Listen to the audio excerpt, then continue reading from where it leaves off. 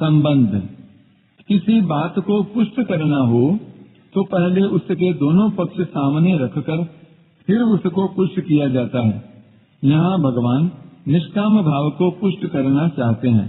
अतः पीछे के 3 श्लोकों में सकाम भाव वालों का वर्णन करके अब आगे के श्लोक में निष्काम होने की प्रेरणा करते हैं। त्रैगुण्य विषया वेदा नेत्रैगुण्यो भवार्जुन निर्द्वन्द्वो नित्यसत्त्वस्थो निर्योगक्षेम आत्मवान्। 45वां श्लोक। वेद तीनों गुणों के कार्य का ही वर्णन करने वाले हैं। हे अर्जुन, तू तीनों गुणों से रहित हो जा, निर्द्वंद्व हो जा, निरंतर नित्य वस्तु में स्थित हो जा, योगक्षेम की चाहना भी मत रख और परमात्मा परायण हो जा। व्याख्या। त्रैगुण्य विषया वेदा। यहाँ वेदों से तात्पर्य वेदों के उस अंश से है जिसमें तीनों गुणों का और तीनों गुणों के कार्य, स्वर्ग आदि भोग भूमियों का वर्णन है। यहाँ उपयुक्त पदों का तात्पर्य वेदों की निंदा में नहीं है, प्रत्युत निष्काम भाव की महिमा में है।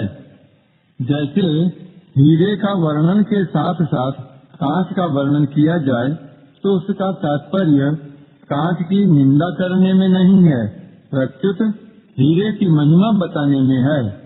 ऐसे ही यहाँ निष्काम भाव की महिमा बताने के लिए ही वेदों के सकाम भाव का वर्णन आया है, निंदा के लिए नहीं।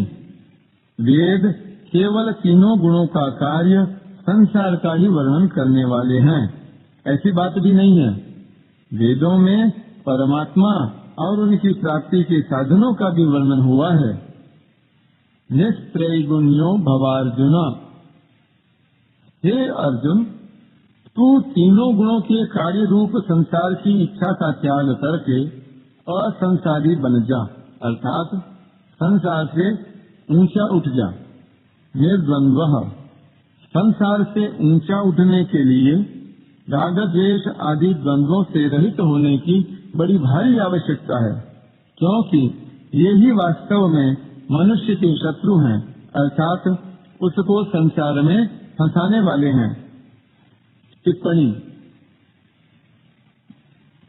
एक ही विषय में, एक ही वस्तु में दो भाव कर लेना द्वंद्व है, परंतु जहाँ विषय वस्तु अलग अलग होते हैं वहाँ द्वंद्व नहीं होता। जैसे प्रकृति और पुरुष, जड़ और चेतन, इन दोनों को अलग अलग समझना द्वंद्व नहीं है। ऐसे ही संसार से विमुख होकर भगवान के सम्मुख हो जाना द्वंद्व नहीं है, परंतु केवल संसार में ही दो भाव हो जाएं, अर्थात राग द्वेष, हर्ष शोक, सुख दुख आदि हो जाएं, तो यह द्वंद्व हो जाता है और इसी द्वंद्व में मनुष्य फंसता है। इसलिए तू संपूर्ण द्वंद्वों से रहित हो जा। यहाँ भगवान अर्जुन को निर्द्वंद्व होने की आज्ञा क्यों दे रहे हैं? कारण कि द्वंद्वों से सम्मोह होता है, संसार में फंसावट होती है।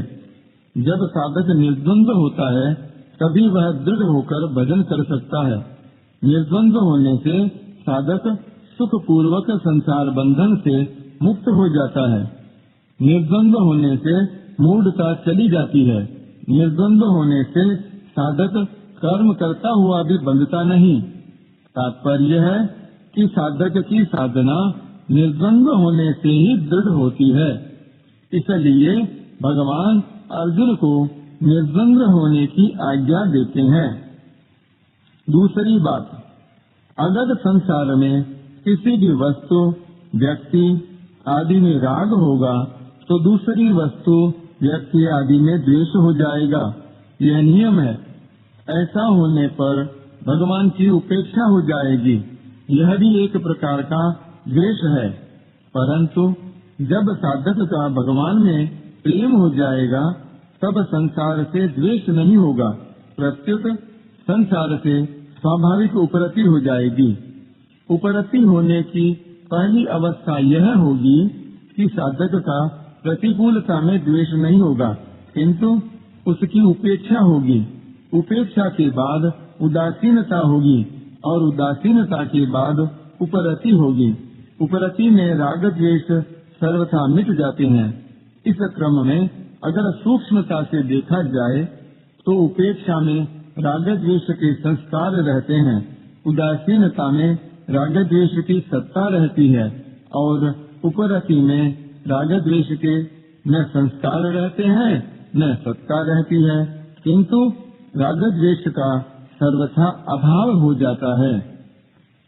नित्य सत्वस्थः द्वंद्वों से रहित होने का उपाय यह है कि जो नित्य निरंतर रहने वाला सर्वत्र परिपूर्ण परमात्मा है तू उसी में निरंतर स्थित रह। निर्योगक्षेमः। टिप्पणी। अप्राप्त वस्तु की प्राप्ति का नाम योग है और प्राप्त वस्तु की रक्षा का नाम क्षेम है। तू योग और क्षेम की इच्छा भी मत रख। टिप्पणी। यद्यपि यहाँ कर्मयोग का प्रकरण है, तथापि यहाँ निर्योग क्षेम पद भक्ति योग का वाचक मानना ठीक मालूम देता है, कारण कि भगवान ने अर्जुन को जगह जगह भक्त होने के लिए आज्ञा दी है और अर्जुन को भक्त रूप से स्वीकार भी किया है। भगवान ने अपने को भक्तों का योगक्षेम वहन करने वाला भी बताया है। तू योग और क्षेम की इच्छा भी मत रख, क्योंकि जो केवल मेरे परायण होते हैं उनके योगक्षेम का वहन मैं स्वयं करता हूँ। आत्मवान। तू केवल परमात्मा के परायण हो जा, एक परमात्मा प्राप्ति का ही लक्ष्य रख। परिशिष्ट भाव। निर्द्वंद्वः। वास्तव में जड़ चेतन, सत असत, नित्य अनित्य, नाशवान अविनाशी आदि का भेद भी द्वंद्व है। योग और क्षेम की चाहना भी द्वंद्व है। द्वंद्व होने से सब कुछ भगवान ही हैं, इस वास्तविकता का अनुभव नहीं होता। कारण कि जब सब कुछ भगवान ही है तो फिर जड़ चेतन आदि का द्वंद्व कैसे रह सकता है। इसलिए भगवान ने अमृत और मृत्यु, सत और असत दोनों को अपना स्वरूप बताया है। अमृतम चैव मृत्युश्च सदसच्चाहम अर्जुन।